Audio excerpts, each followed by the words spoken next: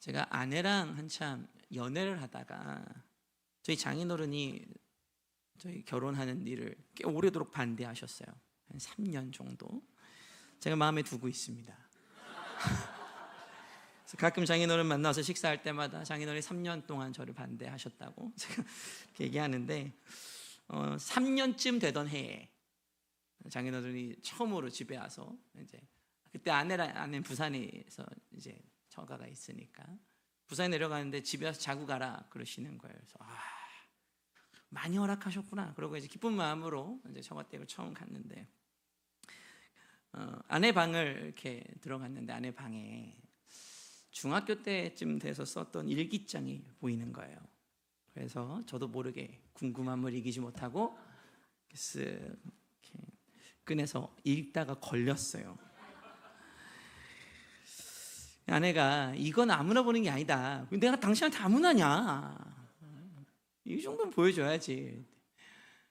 결혼하면 보여주겠다고 아직도 안 보여줬는데 우리한테 이런 게 있죠. 그러니까 나도 모르는 비밀이 있고 또 나만 알고 싶은 이야기들이 다 있어요. 근데 나만 알고 싶은 얘기인데 누군가 다 알고 있다. 그게 굉장히 불편한 얘기이죠. 오늘 말씀 제목을 제가 감찰하시는 하나님이라고 정했어요. 자, 이 감찰하시는 하나님 하면 이런 어떤 느낌이 드십니까? 좀 편안하세요? 아유, 하나님 나를 감찰하시는구나. 편안한 느낌이 좀 드십니까? 좀 뭔가 좀 경직되는 것 같죠. 나도 모르게 이렇게 좀 행동 거지도 좀 조심해야 할 것 같고 왠지 나도 모르게 좀 움츠러 든다는 겁니다. 근데 오늘 이제 우리가 이런 불편함 가운데에서 말씀을 좀 살펴보면 오늘 시편의 말씀 우리가 아는 것처럼 이제 다윗이 작성한 시입니다. 이 다윗이라는 사람은 우리가 다 알고 있죠. 한 나라를 이끈 왕이었고 골리앗도 이겼고 시편도 썼는데 이 사람이 참 많이 실패했어요. 간음했고 살인했고 아들한테 배신도 당하고 나중에 늙어서는 이불을 덮어도 따뜻하지 않게 되는 상황이 왔습니다. 근데 그 다윗이 물론 이 시편을 언제 썼는지 우리가 알 수는 없지만 그 다윗이 하나님 앞에 섰을 때 이렇게 고백하는 거예요. 여호와여 주께서 나를 살펴보셨으므로 나를 아시나이다. 이 말씀이 사실은 오늘 우리가 붙잡아야 하는 말씀의 전부입니다. 자, 하나님이 나를 아신다. 그러니까 하나님이 나를 감찰하신다. 자, 이게 우리에게 심판입니까? 혹은 위로가 되는가? 오늘 이 질문을 가지고 말씀 앞에 함께 좀 나아가면 좋겠습니다. 자, 1절 말씀에 보면 살피시고라는 단어가 있어요. 원어로 보면 광산에서 이렇게 광물을 캘 때 굉장히 깊이 파고 들어가잖아요. 그런 뜻이에요. 살피신다라는 의미가. 그러니까 하나님이 그냥 내가 너를 봤어 이 정도가 아니에요. 어떻게 하시는 거예요? 캐고 똑 해가지고 내 속 안에 있는 깊은 것까지 다 보신다는 거예요. 그리고 뭐라고 말씀하세요? 내가 너를 안다. 여기 우리 히브리어로 이 알다가 다들 아마 많이 들어보셨을 거예요. 한두 번쯤은 야다예요. 야다. 이 야다라는 게 그냥 내가 당신을 압니다 이런 수준의 알다가 아니죠. 이게 무슨 뜻이냐면 남편과 아내 관계에서의 야다예요. 그러니까 일기장을 볼 수 있을 정도의 관계, 마음에 담고 두고 있는 건 아닙니다. 하지만 어쨌든 그 정도의 관계를 말하는 거예요. 그러니까 모르는 게 없는 관계라는 거죠. 자, 이게 무슨 말이냐? 하나님은 나를 아신다라는 건 그냥 나란 사람의 어떠한 데이터, 구원모, 나이 몇 살, 목사 이 정도가 아니라 나의 가장 깊은 곳에서 관계하시고 나의 모든 깊은 곳에 있는 것까지도 다 알고 계신다. 이런 거죠. 자, 근데 이런 하나님이 뭐라고 말씀하시느냐? 자, 2절과 4절, 2절부터 4절까지의 말씀을 한번 읽어보겠습니다. 자, 같이 읽습니다. 주께서 내가 앉고 일어섬을 아시고 멀리서도 나의 생각을 밝히 아시오며 나의 모든 길과 내가 눕는 것을 살펴보셨으므로 나의 모든 행위를 익히 아시오니 여호와여 내 혀의 말을 알지 못하는 것이 하나도 없으시니이다. 자, 하나님이 내가 혀로 말하기 전에도 알고 계셨대요. 내가 생각으로만 품었던 건데 하나님은 어떻게 하고 계시다는 거예요? 그것도 이미 다 알고 계시다는 거예요. 숨길 게 없는 거예요. 그러니까 가릴 것도 사실은 없는 거죠. 근데 여기서 우리가 이 말씀을 보면서 어머 하나님 뭐 이런 분이야? 하나님 진짜 좀 불편해가 아니라 오늘 이 말씀을 보면서 우리가 좀 우리의 패러다임을 좀 바꿔야 돼요. 뭐냐면 하나님이 나를 다 알고 계세요. 그런데 하나님 나를 다 알고 계신데 그럼 이제 여기서 우리는 내가 뭘 해야지 라고 생각해요. 하나님 나를 다 알고 계시니까 내가 좀 잘 살아봐야지. 근데 그게 아니라 하나님 나를 다 알고 계신데 그 다음에 하나님이 그러면 나를 알고 계시면서 뭘 하시는지를 봐야 된다는 거예요. 내 편에서 뭔가를 하는 게 아니라 하나님 편에서 무엇을 하시는지를 우리가 살펴봐야 한다는 거죠. 자, 우리가 하나님을 알아가면서 이런 생각을 해요. 내가 이제 하나님 알았으니까 내가 뭐 해야 되지? 제가 우리 청소년부 친구들한테 질문하는 게 있어요. 자, 너희가 거룩하게 살려면 뭐 해야 되냐? 그럼 늘 하는 단골 멘트가 있습니다. 큐티 열심히 해야죠. 기도해야죠. 말은 하지만 하진 않아요. 아무튼 뭔가 열심히 하려고 합니다. 뭐 이게 나쁜 건 아니죠. 뭐 더 잘해야죠. 우리가 신앙생활하는 사람으로서 잘 살아가야 하는 건 맞는 일이죠. 그런데요, 여러분 그게 출발점이 되면 지친다는 거예요. 기도하는 게 마치 규칙이 되어버리면요 지친다는 거예요. 감사가 의무가 되면요 지친다는 거예요. 여러분 출발은 내가 뭘 하느냐가 아니에요. 하나님이 어떤 분이신지를 봐야 된다는 거죠. 이게 우리의 신앙의 출발점이 되어야 한다는 거예요. 근데 우리는 신앙을 시작할 때 뭘 해요? 내가 이제 뭐 해야지 결단한다는 거예요. 그 결단을 의무적으로 지키려다 보면 굉장히 피곤해집니다. 제가 오늘 말씀을 준비하면서 그래서 내가 피곤하구나. 제가 루틴으로 하나님 앞에 올 한 해 왜 그랬는지 모르겠지만 아무튼 정해놓은 게 있어요. 하나님 제가 맡은 바 사역을 하면서 반드시 기도하게 해주십시오. 그래서 아침 저녁으로 기도하는 시간을 만들어놨습니다. 기도해요. 피곤합니다.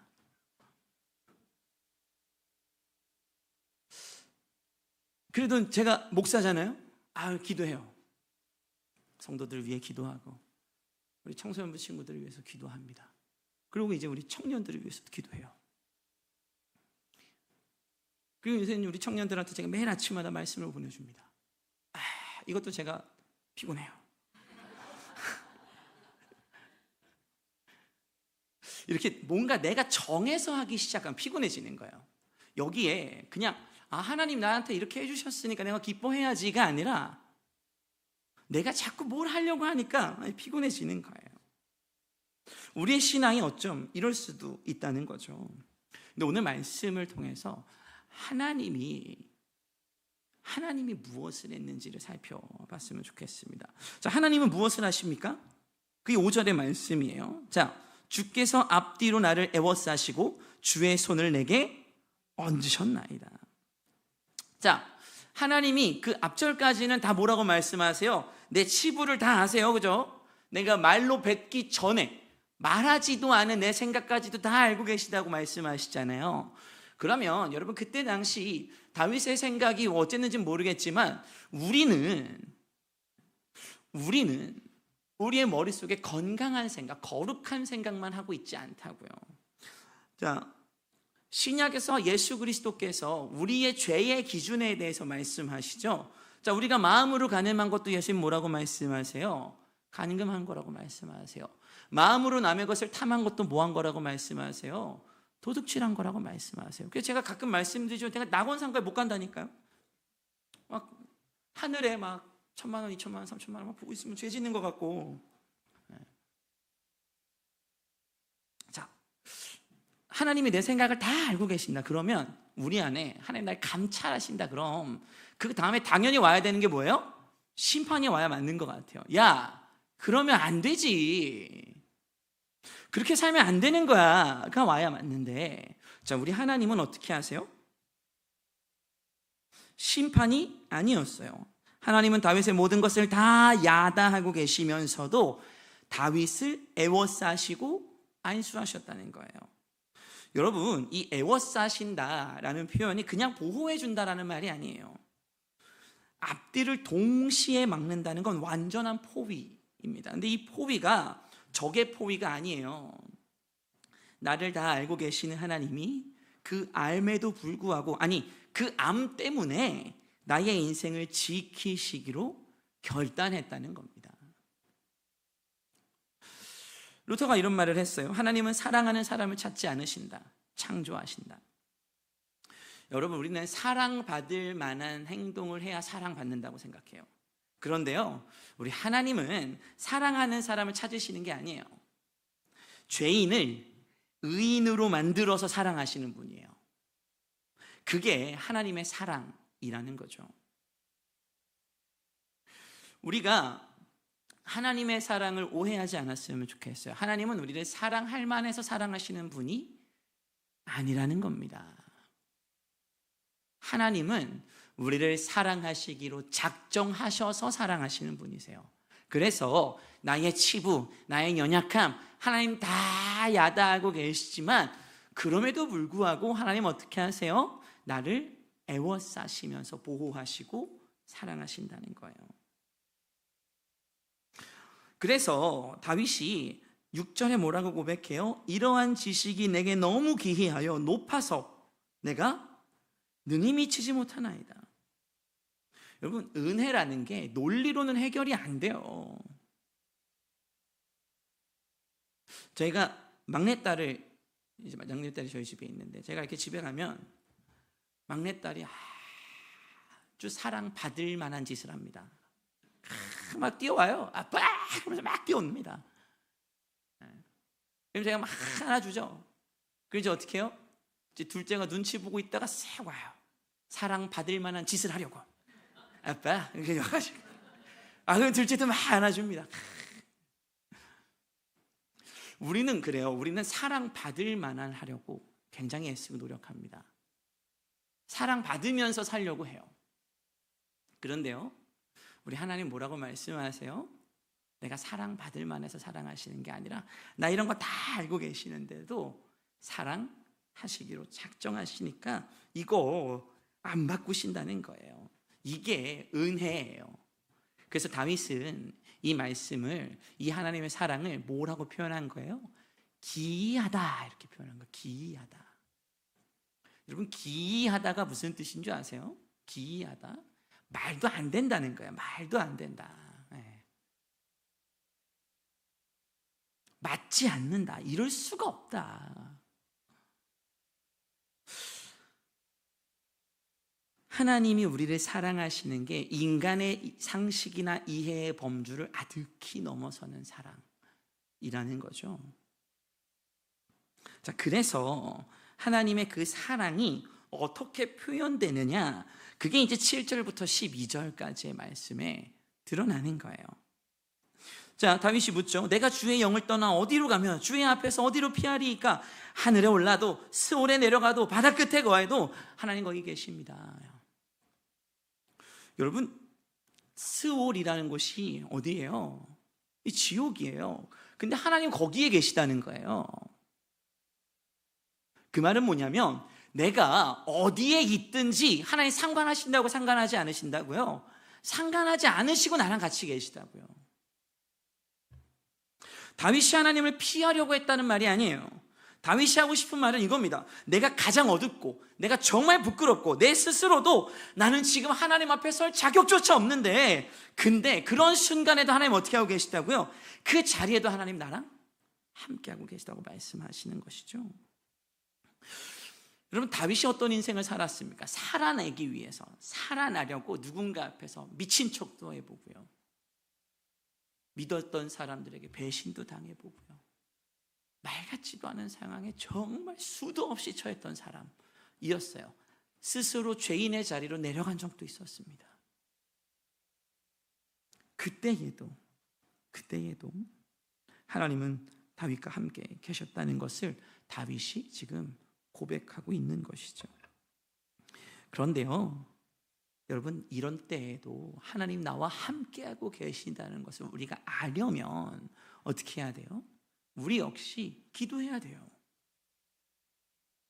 정말 기도가 나오지 않는 순간에, 내가 정말 기도할 수 없을 것 같은 순간에도 우리는 뭐 하는 거예요? 기도해야 하는 겁니다. 하나님이 정말 이 기도는 안 들어주실 것 같은데, 하나님 정말 나 안 찾아주실 것 같은데, 이거는 정말로 내가 이럴 수가 없는데 싶은 순간에도 우리가 뭐 할 수 있어야 되는 거예요? 기도할 수 있어야 하는 겁니다. 여러분, 세상이 주는 멸시나 세상이 주는 절망보다 하나님이 우리를 붙잡아 주신다는 오늘 이 시편의 말씀이, 이 시편의 약속이 더 크다는 사실을 믿으시기를 주님의 이름으로 축복합니다. 그렇게 나를 지키시는 하나님께서 나를 왜 지키시느냐, 그 목적이 이제 13절부터 16절까지 나와요. 자, 하나님은 왜 나를 이렇게까지 알고 계시느냐, 어떻게 하나님 나를 이렇게까지 아시느냐? 저 13절에 답이 나와요. 주께서 내 내장을 지으셨으며 내 모태에서 나를 만드셨나이다. 여기 이제 내장으로 번역된 히브리어가 이제 킬요트예요. 킬요트. 이게 콩팥이라는 뜻인데, 그러니까 내면의 가장 깊은 곳, 그걸 하나님이 어떻게 하셨다는 거예요? 직접 지으셨다는 거예요. 여기 이게 무슨 뜻이냐면, 제가 교육전도사 시절에 한참 차가 없어서 지하철로 교회를 왔다 갔다 했었어요. 근데 그때 담임 목사님께서 새벽 예배 찬양 인도를 좀 해달라. 제가 그때 파트 전도사였거든요. 차가 없잖아요. 그래서 지하철로 왔다 갔다 했어요. 첫 차를 타고. 열정이 있었습니다. 그죠? 지금도 그렇습니다. 첫 차를 타고 새벽 예배를 가서 찬양 인도를 하고, 그리고 이제 집에 갔어요. 이렇게 제가 한 2달 반복하니까 교회 어떤 집사님이, 전도사님, 제가 차를 바꿀 건데 이 차가 좀 오래됐습니다. 그때가 이제 2017년이었으니까 이게 2001년도에 제가 산 차인데 한 27만 킬로 정도 탔는데 잘 굴러갑니다. 잘 굴러갑니다. 이거라도 어떻게 좀. 감사합니다. 감사하게 받았어요. 근데 이제 그 차가 원체 오래되다 보니까 저만 아는 비밀이 있는 거예요. 이 차가 어떤 상태였을 때 어떻게 운전해야 되는지 제가 너무 잘 아는 거예요. 이 상태에서 엑셀을 더 밟으면 퍼질 것 같아. 나만 아는 느낌이 있잖아요. 그죠? 내 물건에 대해서 나만 아는 느낌이 있다고요. 차를 오래 타다 보니까 차가 앞에 계기판이 사라졌어요. 몇 킬로인지 모르는 거예요. 내가 몇 킬로를 가는지 모르는 거예요. 근데 누군 알아요? 나는 알아요. 내가 지금 요 느낌, 엔진 소리가 요 정도면 지금 내가 몇 킬로인지 아는 거예요. 근데 이제 이 차를 이제 희엘이 임신하면서 아내가 이제 버렸는데 여러분, 하나님이 나를 잘 아신다라는 게 어떤 의미인가 하면 이런 거예요. 그러니까 나만 아는 느낌이 있잖아요. 나를, 내가 어떨 때 아픈지, 내가 어떨 때 불편한지, 또 내가 어떨 때 힘든지 나만 아는 느낌이 있다고요. 그러니까 마치 장인이 자신의 작품을 가장 잘 알듯이 하나님이 당신이 직접 지으신 나를 가장 깊이 알고 계시다는 거예요. 그래서 시편 오늘 본문 14절에 보면 이렇게 되어 있어요. 같이 한번 읽어볼까요? 함께 읽습니다. 시작. 내가 주께 감사하옴은 나를 지으심이 심히 기묘하심이라. 주께서 하시는 일이 기이함을 내 영혼이 잘 아나이다. 아멘. 자, 여기 이제 기이함이라는 게 또 나왔어요. 여러분, 우리가 어떻게 지음 받았느냐? 이렇게 지음 받았어요. 나를 지으심이 심히 기묘해요. 나를 지으신 게 말도 안 되게 지으셨다는 거예요. 우리는 정말 감탄을 금치 못할 정도로 아름답게 지음받은 사람들입니다. 그래서 우리는 우리 자신을 함부로 하면 안 돼요. 나는 하나님이 직접 세심하게 목적을 가지고 만드신 존재라는 겁니다. 그래서 16절에 보면 형질이라는 단어가 나와요. 형질. 이게 성경 전체에서 이 구절에 딱 한 번만 나와요. 그러니까 형체를 구분하기 전, 그러니까 아직 구분조차 되지 않은 이 수정란의 형태를 가리키거든요. 근데 그때에도 내 형질이 이루어지기 전에도 주님이 나를 바라보고 계셨다는 거예요. 내가 나인 줄도 몰랐던 그 순간에도 하나님은 나를 이미 알고 계셨다는 겁니다. 우리 하나님이 나를 그렇게 귀하게 여기세요. 우리 하나님이 나를 그렇게 귀하게 창조하셨다는 겁니다. 그래서 하나님이 나를 아신다라는 것은 하나님이 나를 정죄하기 위해서 아신다라고 표현하시는 게 아니에요. 하나님이 나를 아신다라는 건 뭐냐면 나를 지으신 목적대로 세워가기 위해서 아신다고 말씀하시는 거예요. 오늘 말씀에서 가장 중요한 건 결국 다윗의 고백이에요. 이게 무슨 말이냐? 하나님이 나를 야다하세요, 그죠? 하나님 나를 다 아세요.